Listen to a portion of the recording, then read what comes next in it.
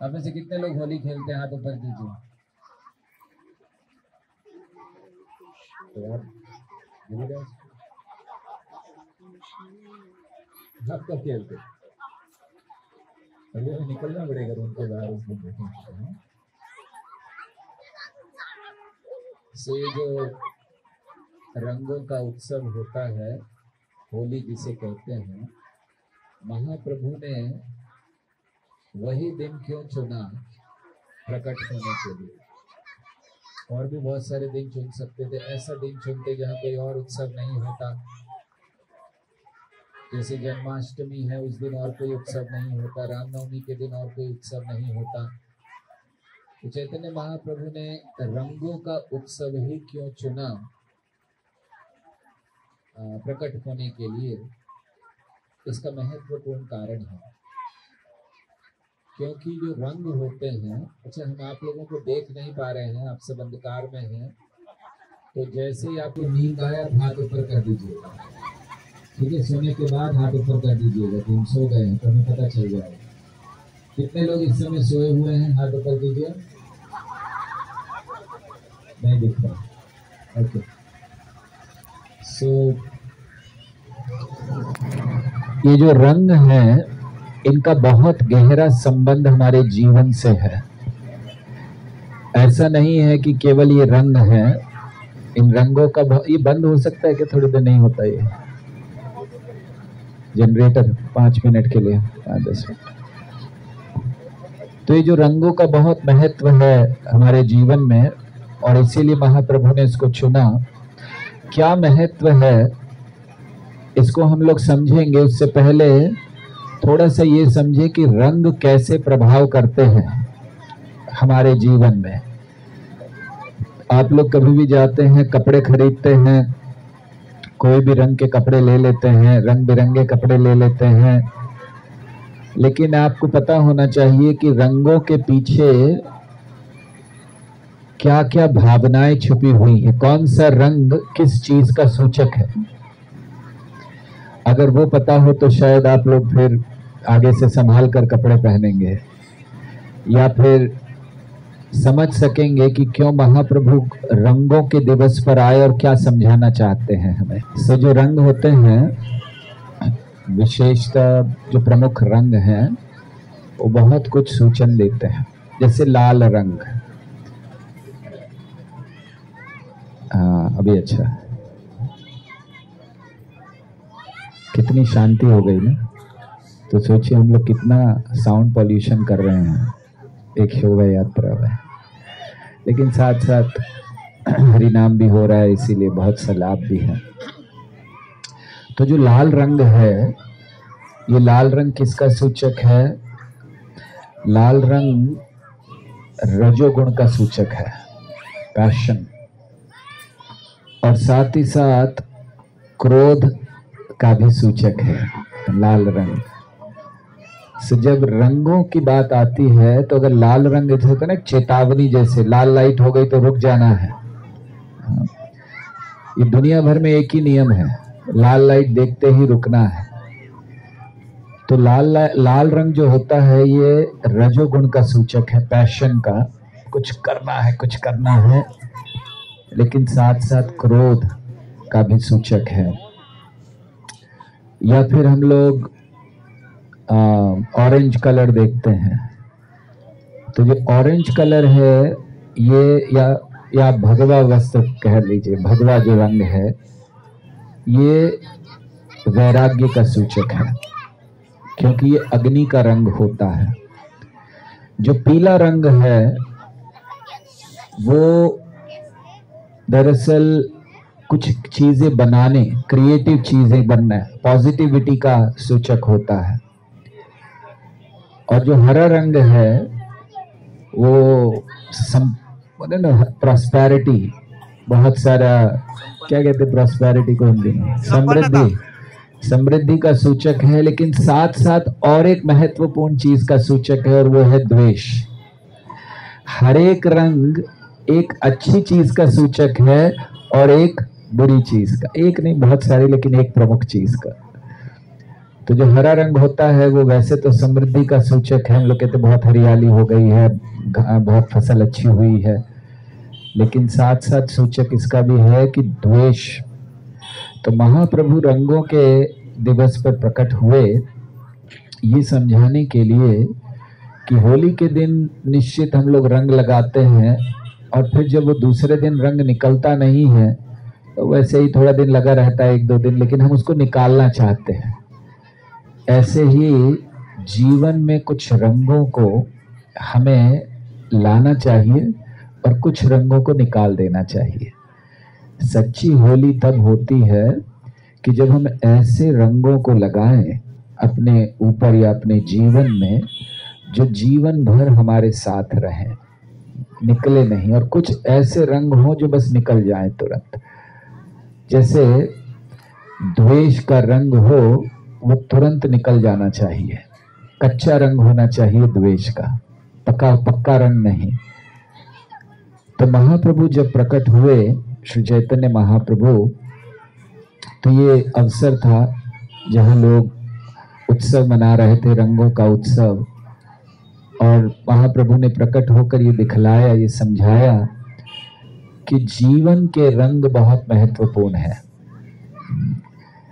केवल कोई बाहरी दृष्टि से रंग लगा लेने से थोड़ा आनंद मिलता है, लेकिन जीवन के रंगों को जब हम समझते हैं, उनके उद्देश्य को समझते हैं, तो फिर हमें क्या प्राप्त होता है? सच्चा आनंद। और आनंद किसमें है? आज शायद ही कोई ऐसा व्यक्ति होगा जो आनंद नहीं ढूंढ रहा है, प्रसन्नता, सुख नहीं ढूंढ रहा है। तो आनंद और सुख है कहाँ? आनंद और सुख क्षणिक नहीं है, आनंद और सुख स्थायी है। स्थायी मतलब हमेशा रहने वाला। और ऐसे आनंद और सुख की खोज अगर हम लोग करें तो हम कहाँ तक पहुंचते हैं? हम पहुंचते हैं एक ऐसे मार्ग पर, एक ऐसे स्थान पर जहां भक्ति को, तपस्या को, योग को, ज्ञान को, सबको मिला दिया गया है। बहुत सारे लोग सोचते हैं कि भगवान को प्राप्त करना है तो बहुत ज्ञान चाहिए, भगवान को प्राप्त करना है तो योग तपस्या चाहिए, भगवान को प्राप्त करना है तो सब कुछ बहुत छोड़कर वैराग्य चाहिए। लेकिन एक ऐसा स्थान दिया गया आज के समय के लिए जहां भक्ति को, योग को, वैराग्य को, त्याग को, तपस्या को, सबको एक जगह लेकर आया गया। और ये कहा गया कि अब ये सारा जो मिला जुला चीज है ये सही में उद्धार के लिए जरूरी है, और ये सत्य है। और उसको एक मंत्र में पिरो दिया गया, जिसे हम लोग महामंत्र कहते हैं, हरे कृष्णा कृष्णा कृष्णा हरे हरे, हरे राम राम राम हरे हरे। ये महामंत्र लेना कोई भावुकता नहीं है, ये सड़कों पर कीर्तन करना, ये शोभा यात्रा निकालना, ये भावुकता नहीं है। जैसे लोग समझते हैं कि ये लोग क्यों इतना परेशान हो रहे हैं, घर पे क्यों नहीं बैठते हैं, और इनको नाचना ही कूदना है तो कहीं और जाएं, सड़कों पर क्यों नाच कूद रहे हैं। और भक्ति ऐसे नहीं होती है, भगवान का नाम लेना अपने घर के अंदर लो। लेकिन ये जो नाचना कूदना है, ये जो कीर्तन है, ये ऐसा नहीं है कि केवल प्रभुपाद ने शुरू कर दिया या उनसे पहले चैतन्य महाप्रभु ने शुरू कर दिया। ये सदियों से होता आया है, आज से नहीं। हम कभी भी इतिहास उठा के देख लें, ये हरिनाम संकीर्तन सदियों से होता आया है। और कब बढ़ता है ये बढ़ता तब है जब लोग भूल जाते हैं। तो भगवान योजना करते हैं उसको बढ़ाने के लिए, और आज का समय ऐसा ही है, लोग भूले हुए हैं। लोगों को आज आनंद आता है अपने घरों में रहने में, मोबाइल्स के आने के बाद तो और ज्यादा हो गया है, कोई घर से बाहर ही नहीं निकलना चाहता है। हमें नहीं पता कि आगे क्या होगा। भविष्य में शायद ऐसा होगा कि कोई व्यक्ति जीवन भर अपने कमरे से बाहर ही नहीं निकला, क्योंकि बहुत सारा आर्टिफिशियल इंटेलिजेंस आ गया आजकल, है ना। पता है आप लोगों को आर्टिफिशियल इंटेलिजेंस क्या होता है? तो वो आ गया है, तो उसके बाद तो ऐसा लगता है कि शायद ही कोई कमरे से बाहर निकलेगा, सब कुछ वहीं पर है। तो इसीलिए सबसे ज्यादा आवश्यकता है कि हम लोग इसके महत्व को समझें, हरि नाम के महत्व को समझें।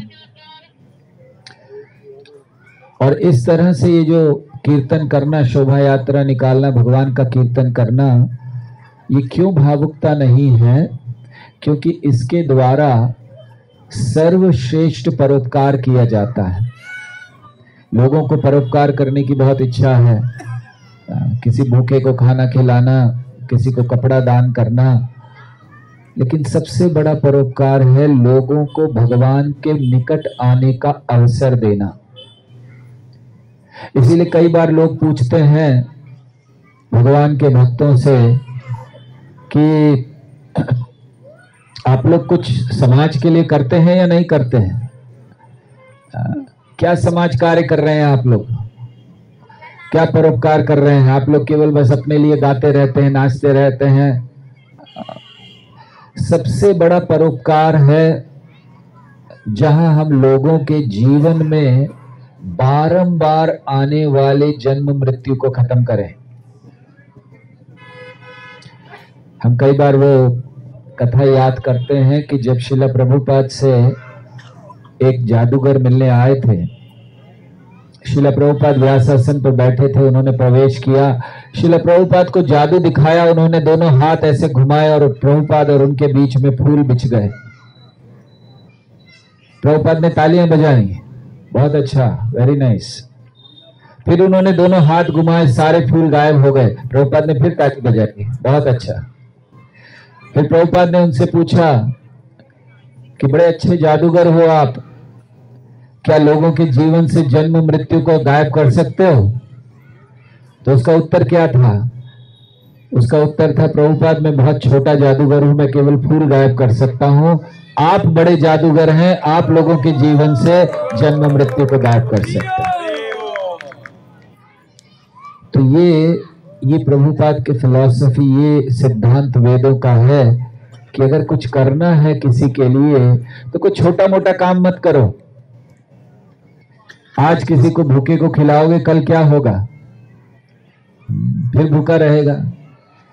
लेकिन अगर उसको ऐसा मार्ग दिया जाए जहां पहुंचकर उसे कभी भूख ही ना लगे, प्यास ही ना लगे, या कभी आवश्यकता ही ना हो इन चीजों की, भक्ति वो मार्ग है, हरि नाम वो मार्ग है।